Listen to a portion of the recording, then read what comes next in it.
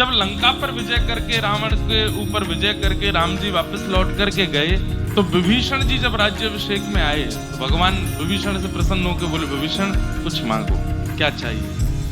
तब विभीषण जी बोले, प्रभु आप अयोध्या में राज्याभिषेक करवा लिए, अब आप लंका में आके भी राज्याभिषेक करवा लो, वहां मुख्य अपना गद्दी विराजमान करो, लंका के अधिपति आप ही रहो। ठाकुर जी बोले, हम अयोध्या छोड़ करके तो नहीं जाएंगे। तो बोले, फिर मैं आपके दर्शन के बिना रह नहीं पाऊंगा, नित्य आपका दर्शन हो ऐसी कोई विधा दे दो। तब दृष्टि पड़ी रंगनाथ भगवान पर, तो विभीषण जी ने कहा, इनको हमें दे दो, ये आप जैसे ही हैं। ठाकुर जी बोले, ये हमारे सेव्य ठाकुर जी हैं, घर के ठाकुर जी। बोले, नहीं नाथ, अब यही दे दो। तो भगवान ने कहा, ठीक है, इनको ले जाओ।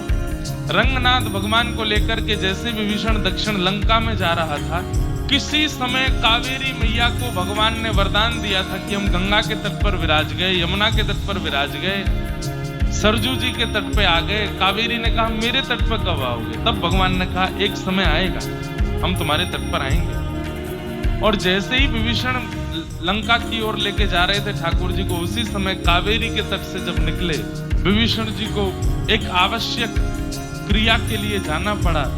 ठाकुर जी को जैसे ही विराजमान किया, लौट करके आए तो ठाकुर जी फिर वहां से उठे नहीं और कहे, विभीषण अब हम यहीं रहेंगे। बोले कि मैं दर्शन कैसे करूंगा? बोले, चिंता नहीं करो, हमारा जो मुख है वो दक्षिण की ओर है, लंका की ओर है। जब जब तुम अपने लंका में अपने अंतःपुर से दर्शन करोगे तो हमारे शिखर का दर्शन हुआ करेगा। इसलिए दक्षिण भारत में सबसे ऊंचा गौपुरम जो है वो श्री रंगनाथ भगवान का।